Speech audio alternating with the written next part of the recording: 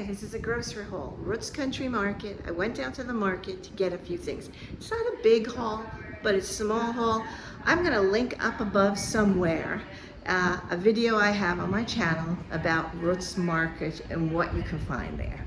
So it's your normal farmer's market with some non-food goods like t-shirts, and you can get almost everything there. There are a few things you do need to go to the grocery store for, but let's get into the haul of what I actually got. First of all, I got some blueberries. What else do I have? I got some fruit. Gotta always have fruit. Strawberries. I just needed a few things, so I got the strawberries, blueberries, tomatoes, honeydew, and onion, a little chopped meat, potatoes. I have a nice apricot donut in there. What else do we have? I do get these for my husband, M&M cookies, just wonderful. I got some fresh made bread, nice cran apple scone for myself, and in here are my apricot donuts. As you can see, they're just regular filled donuts. I got some fresh made bread sliced, a nice hunk of aged cheddar, ham, and turkey. Just a few things I needed to get through the week. Now, sometimes I get a lot more things than what I just showed you, but you can get as much or as little as you like at the market. If you come here and you just want one pork chop, you can get one pork chop. You can't do that at the grocery store. And if you just want one tomato, you can buy one tomato here. So that is, I think, the advantage of going to a farmer's market, because sometimes you have to buy big quantities at a regular grocery store, and maybe you don't want to. One, you're not going to eat the product, you're not going to eat enough of it, or two, budget-wise, you only want one or two. So those are my thoughts on the farmer's market. So if you go to a farmer's market, be prepared. You can only buy one thing. So here's a sandwich made from cold cuts from the farmer's market and fresh bread made at the farmer's market. It's always good. Okay, so I got strawberries, blueberries, and melon. So I have to wash the strawberry and blueberries and cut up the melon, and that cabinet is always open. It will not stay shut, and it latches. I don't know what the story is. Anyway, let's get busy with that. So let's first put in the strawberries, and let's give them a good wash. Some of these I may freeze for later on, because I don't eat this much fruit. So that's the strawberries. Then we're going to do the blueberries in the smaller column. Don't you love them? So cute. So I am going to wash my blueberries in there. And there, we're going to let both those drain the water out while we tackle something else. How many of you agree that if you do not cut this melon up, just sits in your fridge? I find if I cut it up, we eat it more, it's healthier for you, and we don't end up throwing it away. So while my fruit is draining, that's exactly what I'm going to do. I cut it in half, like that, and then I scoop out the insides. Use a big tablespoon like this to scoop out the middle.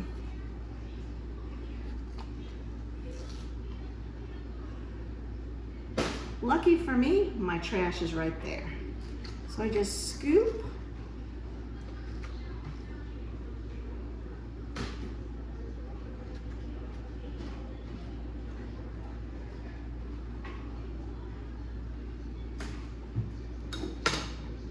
and we got an empty melon, honeydew.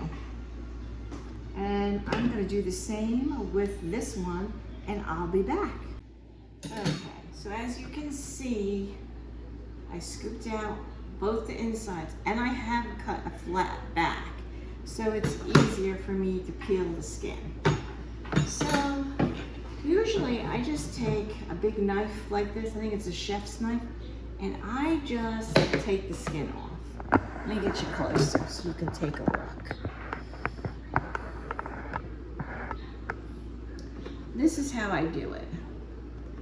As you can see on this side, I will take the knife and go like this and get the skin off.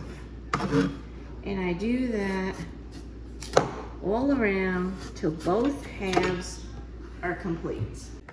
So I have taken the skin off, and now I'm just going to cut this all up. So cue the music.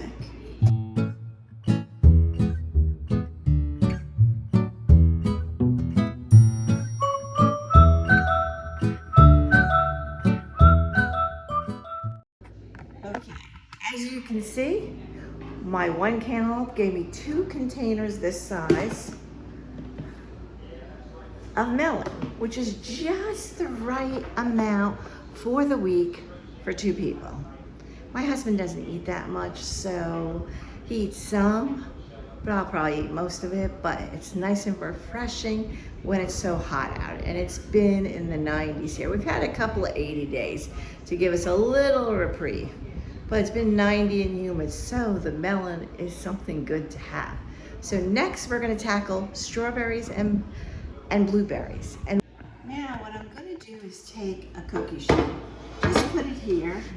My blueberries and strawberries will go in here to go in the fridge, but a lot of the ones I wanna freeze, I'll put on a cookie sheet. Very simple to do. As you saw, I washed them all, and they were straining. The liquid was coming out of the strainer as we cut the melon. So that is always a good thing to do. You're always doing something while something else is happening. So those should be almost dry enough now to freeze. So we'll see. If we need to dry them, I'll get paper towels and dry them. Okay, so here are the blueberries. We're gonna put them out on the cookie sheet here. And see if there's any bad ones we need to take out that got smushed. Like that's all smushed. I only found about 3 of them. Half of the cookie sheet we will keep for blueberries, and the other half I will put in my container here.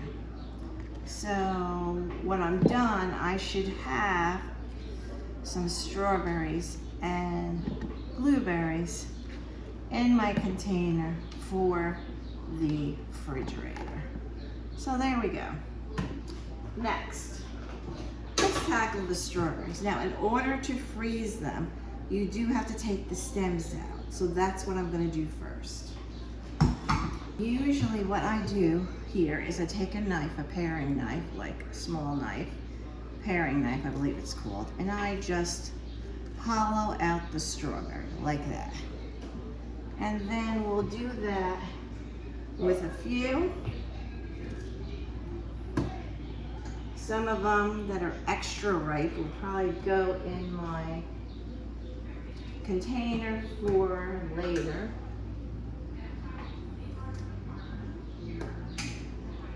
But as you can see, we'll probably put probably this many to freeze. So I have a half a cookie sheet. I don't know if this is 13 by 9 or what it is. Some to freeze and some to keep. Now these I still need to take the stem off.